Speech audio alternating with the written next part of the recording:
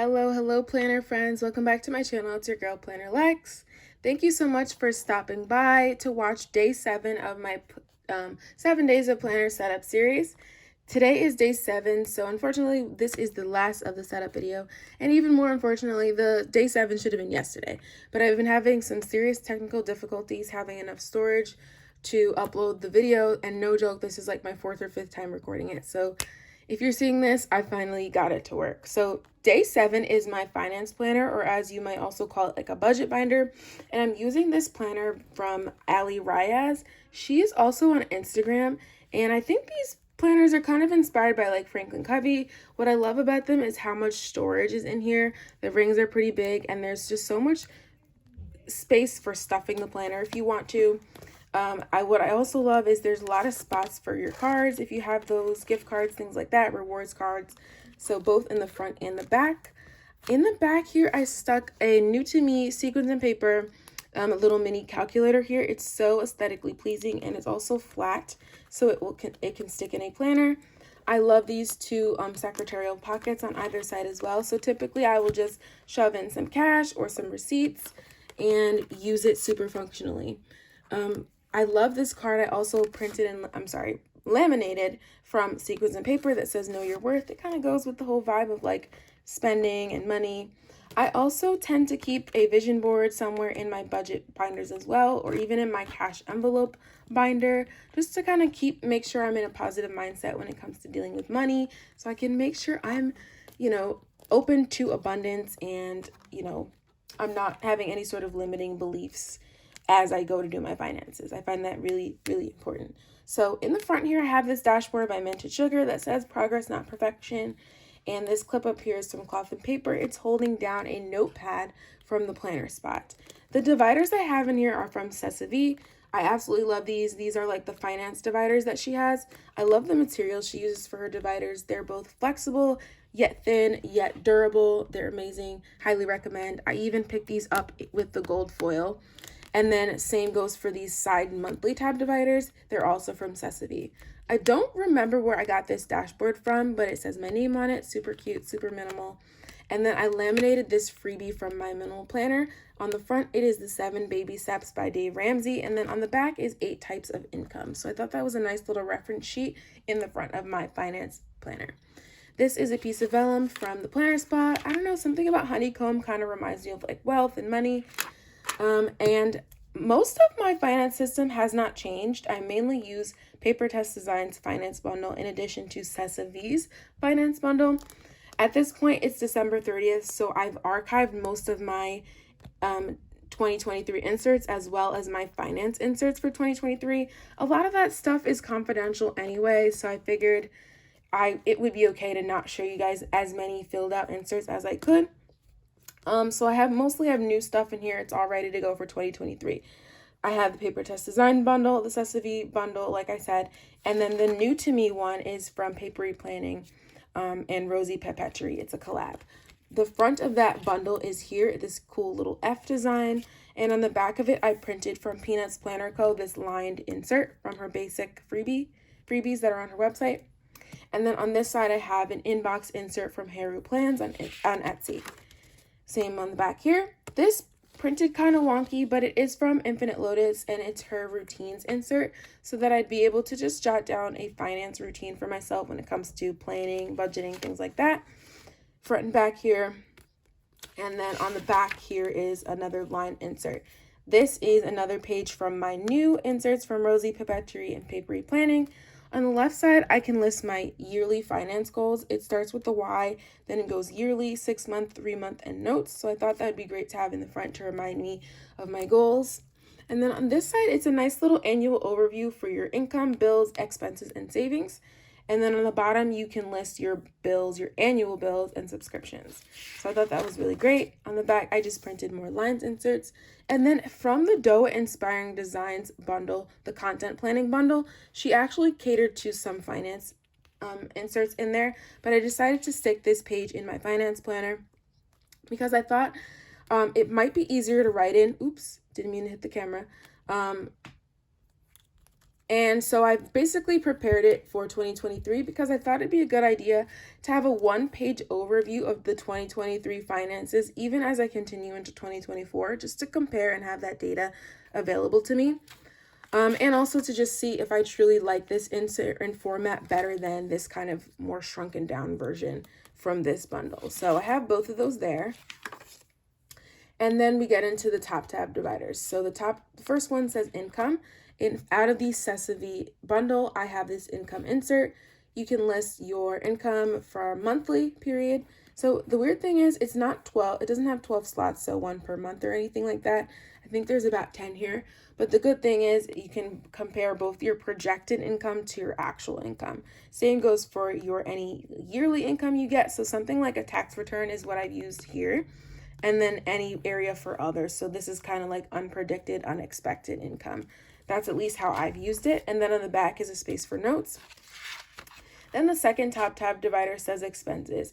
And I have a few different types of expense or similar types of inserts here just because it made the most sense compared to the other labels for the dividers there.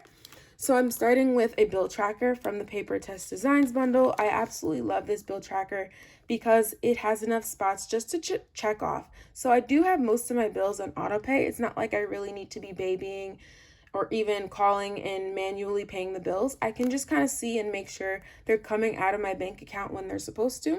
And I just check off as each month goes along. So I list my monthly bills here, the date they're due, the amount, and I just check off as I go. There's also a spot for quarterly bills as well as annual bills. So I really like this bill tracker. It's super easy and to the point. And then this is just the back of the covers. Then on this side, I kept the subscription tracker. So similar to a bill, but this one's more like subscriptions like Netflix and things like that. You have a spot for the description, the amount, and then if you're paying for it monthly or yearly. So like maybe like a gym membership, things like that. I'm going to be adding into that type of insert. Then I actually have some actual expense inserts here. So to me, expenses, I think more of predicted purchases ahead of time. So I have a couple of those there.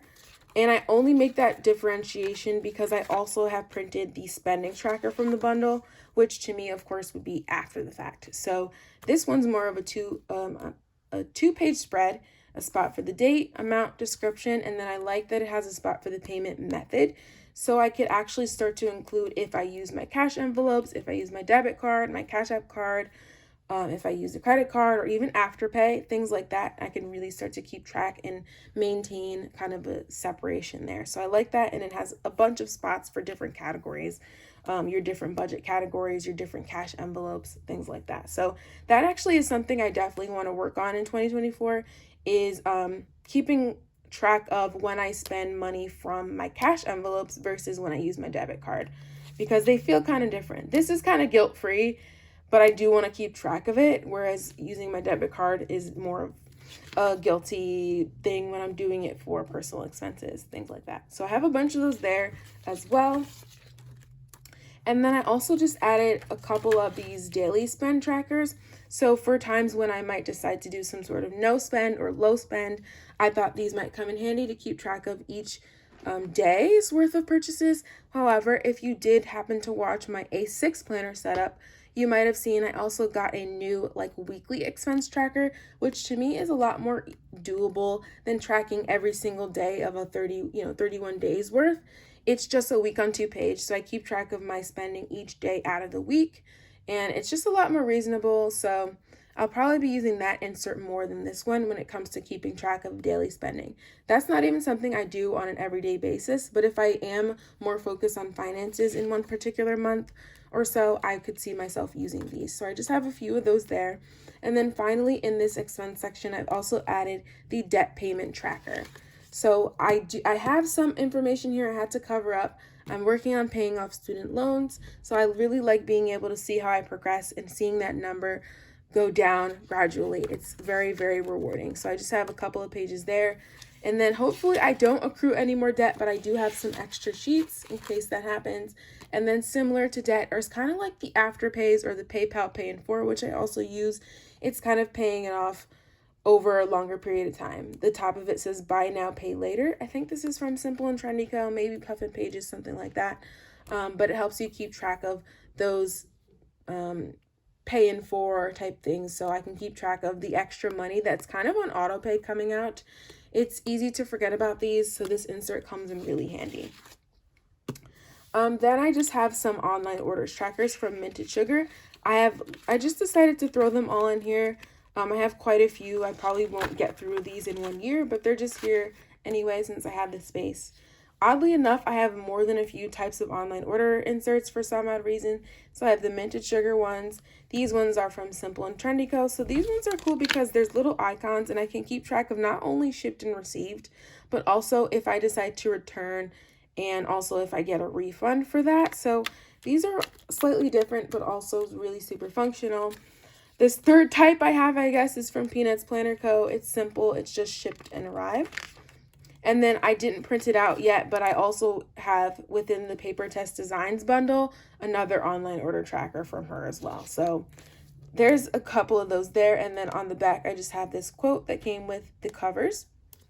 Then we're getting into my monthly tab dividers. So this is one of the biggest changes I made for my finance planner going into 2024. These are from that same new bundle to me, the RosePapeterie and PaperiePlanning. On this front here is kind of an overview. You keep track of your income, how much is going towards savings, all your bills and subscriptions within that monthly time frame, and then any predicted expenses.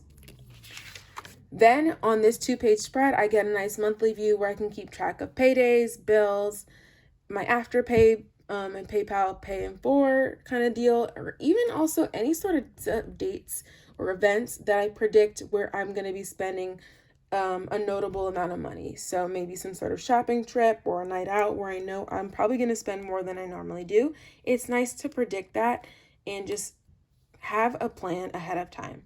In addition to that, there's a spot for some goals, a mini to buy list, a mini to pay list. Here's where I can write down the important dates. There's a small to-do list here and also a spot for some notes. And then what I love the most about this insert on the back is we have a monthly recap. So I can recap the amount of income I made, the bills and subscriptions, the total of that, just a few expenses that ended up being my top expenses for the month or whatever the case, a spot for savings and a spot for debt. So this is really good for like keeping track and having some sort of like reference and maintaining like the data of how things fluctuate over time. And then I also just wanted to compare what I was using last year. So as you can see, this is from 2023. Like I said, I like to keep a monthly view. I like to keep track of my paydays, and then I like to keep track of my expenses or my spending and see how it falls under my budget. So that's kind of been my system all along. I also have been using this Paycheck Budget insert from AllthePlans on Etsy, which I absolutely love because I do tend to budget bi-weekly when I get paid. So there's that. I didn't end up utilizing this page of that monthly planner insert from Infinite Lotus. I didn't really end up using that much, so this will not be coming with me into 2024. So I don't think I've printed for every single month yet, but I'm going to be using those each month this year, the RosePapeterie inserts, and so I have dividers for each of those. And then we're getting into my savings section. So there's a dashboard here in front, a section cover, and I have the Sessa Vee planning savings insert, so I can keep track of any savings goals I have and how I progress. So I have a couple of those there. And then I love this insert also from Sessa Vee. I can keep track of and visualize how much I've saved for a particular goal. So I have a few of those there and some savings trackers from the PaperTessDesigns bundle. One of my top ones is my emergency fund, like number 1 on Dave Ramsey's 7 baby steps, $1,000 in your emergency fund. So I'm keeping track of that on this insert, but I did have to cover it up for confidentiality purposes. So I have a couple of those there, saving to move out as well, of course, and some more savings trackers. Then I have a line insert, and then we're getting into, similarly to savings, is sinking funds. So here's where I can write my sinking funds goals in order to prepare for 2024 when it comes to my cash envelopes and sinking funds. I decided to list all the sinking funds I typically use here. So here they are, and another list there as well. I popped in another spending tracker over here because I wanted to remind myself to use these for sinking funds, for cash enveloping. And then I also just have one page of this 30-day challenge insert, so trying to save a little amount every single day of the month, versus a no spend challenge. So this is me trying to spend absolutely no money each day in the month and see if I'm able to do so. A couple of those there, and then the back cover is there. Then we have my budget section. So I have the budget trackers from PaperTessDesigns there, just a few pages here, and then the Peanuts Planner Co. budget overview. I thought this might be good to use on a weekly basis and keep track of if I've stayed with my budget each week. So I thought that might come in handy. I've never used it in this way, but I thought it might be a good idea. So I have a few of those there.